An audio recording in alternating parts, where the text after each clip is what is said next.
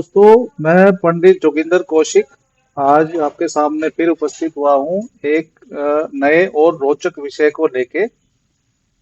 नक्षत्रों का गुण। देखिए दोस्तों, जैसे मैंने पिछले वीडियो में आपको बताया था कि नक्षत्र जो है ना, नक्षत्रों का वर्गीकरण 7 आधार पर किया जाता है दोस्तों। ठीक है। 7 आधार में कि देखिए, जैसे मैंने बताया था, सबसे पहला आधार है गुणों के आधार पर, दूसरा स्वभाव के आधार पर, तीसरा मुख के आधार पर, चौथा लोचन के आधार पर, पांचवा लिंग के आधार पर, छठा जाति के आधार पर, सातवां गोलार्धीय के आधार पर। उत्तरी गोलार्ध या दक्षिण गोलार्ध, ये अलग विषय है, अलग वर्गीकरण है। तो दोस्तों, पिछले वीडियो में मैंने स्वभाव के आधार पर चर्चा की थी। आज के इस वीडियो में मैं नक्षत्रों के गुणों के आधार पर आपसे चर्चा करना चाहता हूं। तो नक्षत्रों का गुण, जैसे दोस्तों आपको पता है कि हमारे शास्त्रों में मानव जाति को 3 प्रकार के गुणों में विभाजित किया गया है। जैसे किसी का कोई सतोगुणी है, कोई रजोगुणी है, कोई तमोगुणी है दोस्तों। ठीक है। सतोगुणी मतलब जिसमें सत्य की अधिकता होती है, सच बोलना, इस टाइप के काम होते हैं। रजोगुणी में अलग होता है। तमोगुणी में, जैसे कि तमो मतलब किसी में गुस्सा ज्यादा आता है दोस्तों, तो इस टाइप के काम होते हैं। ये भी मैं डिटेल में आपको बताऊंगा अभी। तो अभी जैसे मैंने आपको बताया कि चर्चा करना मैं आज चाह रहा हूं आपसे नक्षत्रों का गुण। तो दोस्तों, जैसे नक्षत्र क्या है, सर नक्षत्रों का वर्गीकरण और नक्षत्र क्या है दोस्तों। भारतीय ज्योतिषी में नक्षत्र जो है बहुत ही इम्पोर्टेंट है। ज्यादातर गणना फलित में जो है ना, विभिन्न क्षेत्रों में, जैसे जातक के बारे में विचार करना है, गोचर के बारे में देखना है, प्रश्न कुंडली में भी नक्षत्रों का उपयोग किया जाता है, मुहूर्त निकालना है, इसमें भी नक्षत्र बहुत इंपॉर्टेंट है। अगर नक्षत्र सही है तो दिन में उस कार्य से रिलेटेड मुहूर्त निकाल सकते हैं। अगर उग्र नक्षत्र है और आप किसी से मान लीजिए संधि करने, मित्रता करने चले जाते हैं, तो दोस्तों उस दिन वो काम नहीं होगा। तो नक्षत्र देख करके जाएंगे तो काम हो सकता है। संस्कार आदि, मुंडन संस्कार हो गया या और कोई विवाह संस्कार हो गया, इस टाइप के काम करने हैं तो दोस्तों उसमें भी नक्षत्र बहुत ही इम्पोर्टेंट है। तो दोस्तों, नक्षत्र का जो है ना, शुभ अशुभ देखना, उनके गुण, उनका प्रकार, उनका विशेषताओं के जानकारी, अगर आप इस फील्ड में आगे आ रहे हैं तो आपको जरूर ही होनी चाहिए। तो इसी प्रकरण में दोस्तों, जैसे अभी मैंने गुणों के आधार पर मैं चर्चा कर रहा हूँ। तो जैसे 3 गुण होते हैं, आपको पता ही है, सतोगुणी, रजोगुणी और तमोगुणी। तो सतोगुणी में यहाँ पे हमें, जैसे आपको पता है, हमारे 9 ग्रह होते हैं दोस्तों। तो 9 ग्रह में कुछ शुभ ग्रह हैं, कुछ अशुभ ग्रह होते हैं, अशुभ पापी या क्रूर क्रूर ग्रह होते हैं। तो दोस्तों, यहाँ पे जो गुण के आधार पर ना, हमारे जो पहला गुण है सतोगुणी, जिसमें सत्य की अधिकता होती है। तो उसमें 3 ग्रहों को रखा गया है, सूर्य, चंद्र और गुरु। तो ये जो लिस्ट आप देख रहे हैं दोस्तों, नक्षत्रों की लिस्ट है, ये सीरियल नंबर के हिसाब से है। पहला अश्विनी, दूसरा भरणी, तीसरा कृतिका, ऐसे करके सोन। तो इसमें जो ये डॉट दिखा है ना, तो ये जो ये नक्षत्र है, ये इनके स्वामी है। जैसे केतु के अंडर में 3 नक्षत्र आते हैं दोस्तों, अश्विनी, मघा और मूला। ये 3 नक्षत्र केतु ग्रह के अंदर में आते हैं। तो ये कलर कोडिंग में मैं आपको दिखाता हूँ दोस्तों। देखिए, ये हो गया तमोगुणी। ये केतु के अंदर में 3 ग्रह आते हैं दोस्तों। 3 ग्रह नहीं, मतलब केतु ग्रह के अंदर में 3 नक्षत्र आते हैं, माफ कीजिएगा। तो जैसे पहला गुण है सतोगुण। तो सतोगुण में 3 ग्रह आते हैं। सूर्य को भी माना गया है। हालांकि सूर्य एक क्रूर ग्रह है, लेकिन क्योंकि ग्रहों का राजा है तो इसलिए सतोगुण के अंदर ही सूर्य देव को माना गया है दोस्तों। तो ये देखिए यहाँ पे मैं फिर कलर कोडिंग करता हूँ। सतोगुणी में इसको ग्रीन से करते हैं। इसमें है दोस्तों ये, और चंद्रमा है, ये भी सतोगुणी, सबको सौम्य ग्रह है। आपको पता है सबसे सौम्य ग्रह। और ग्रहों के जो गुरु हैं, देवगुरु, देवगुरु बृहस्पति, ये भी सतोगुण के अंदर ही इनके के अंडर भी जो नक्षत्र आएंगे ना, वो सतोगुण के अंदर ही आते हैं। जैसे देखिए दोस्तों, सूर्य ग्रह में तीन नक्षत्र, हर एक ग्रह में तीन नक्षत्र होते हैं, 9 ग्रह और 27 नक्षत्र। तो हर एक ग्रह के अंडर में तीन नक्षत्र आते हैं दोस्तों। जैसे सूर्य का देखते हैं, पहला सीरियल नंबर 3 कृत्तिका नक्षत्र सूर्य के अंडर में है, उत्तर फाल्गुनी और उत्तराषाढ़। तो ये जो सतोगुणी नक्षत्र इनको कहेंगे, तीनों नक्षत्रों को। उसके बाद चंद्रमा ग्रह के अंदर में जो भी नक्षत्र आते हैं, रोहिणी, हस्ता और श्रवण, ये भी सतोगुणी है।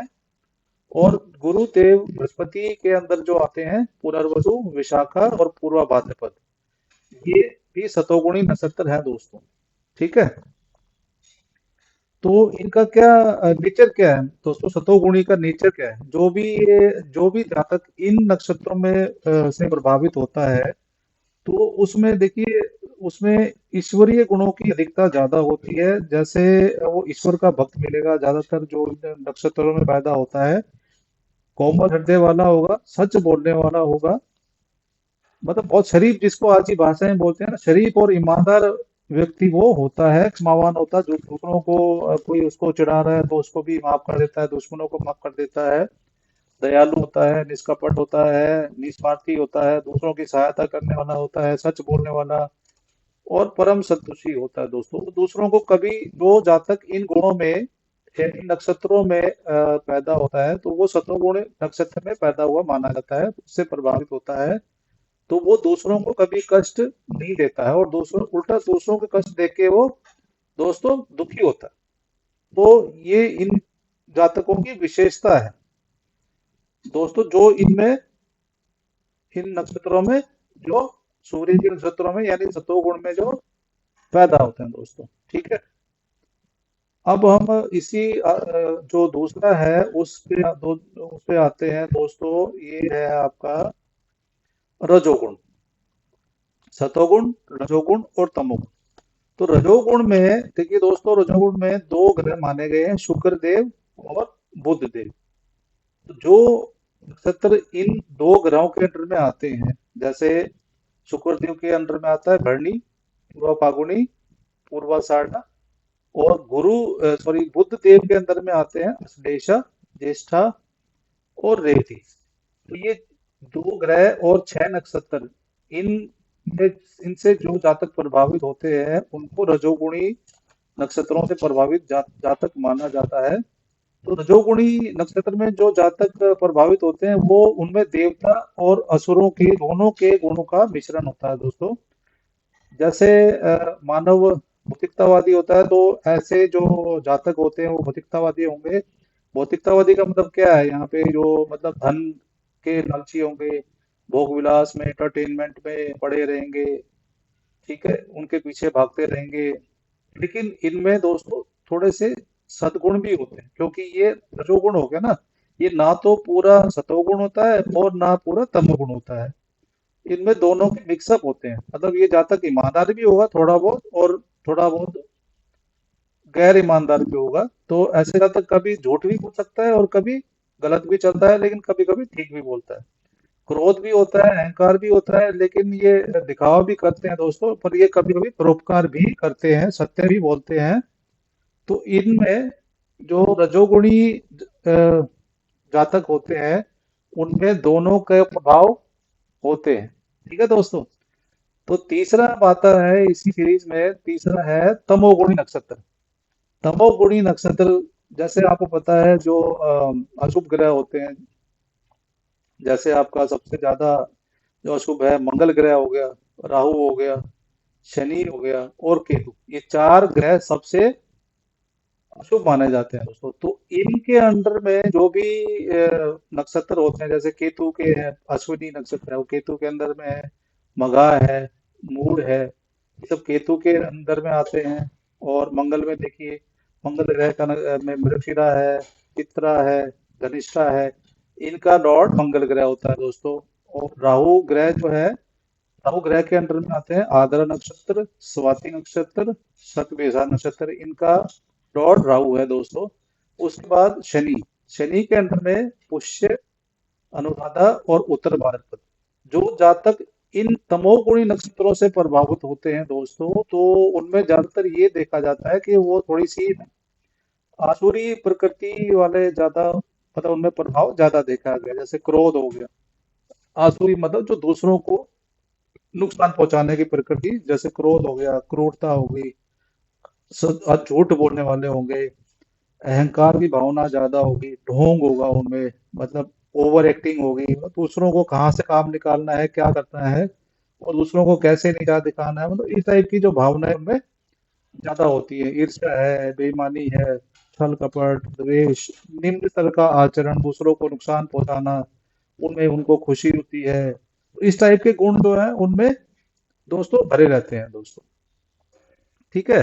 तो ये मुझे उम्मीद है कि ये जो तीनों टाइप का जो क्लासिफिकेशन था, जो मैंने बताया था, रजोगुण, तमोगुण और सतोगुण, ये सबसे पहले सतोगुण, फिर रजोगुण और तमोगुण। तो ये आपको दोस्तों थोड़ा बहुत कॉन्सेप्ट क्लियर हुआ होगा। तो देखिए दोस्तों, मैं अभी इसी लाइन में चल ही रहा हूँ। तो मैं आपसे रिक्वेस्ट करता हूँ कि कृपया करके अगर आपको कुछ भी मेरे से सीखने को मिल रहा है तो मेरे वीडियो को जरूर लाइक कीजिए, शेयर कीजिए, सब्सक्राइब कीजिए और कमेंट्स जरूर दीजिएगा, ताकि मुझे भी थोड़ा सा प्रोत्साहन मिलता रहे और मैं इसी लाइन पे आगे आप लोगों के साथ इसी लाइन पे चलता रहूं दोस्तों। नमस्कार और राम राम दोस्तों।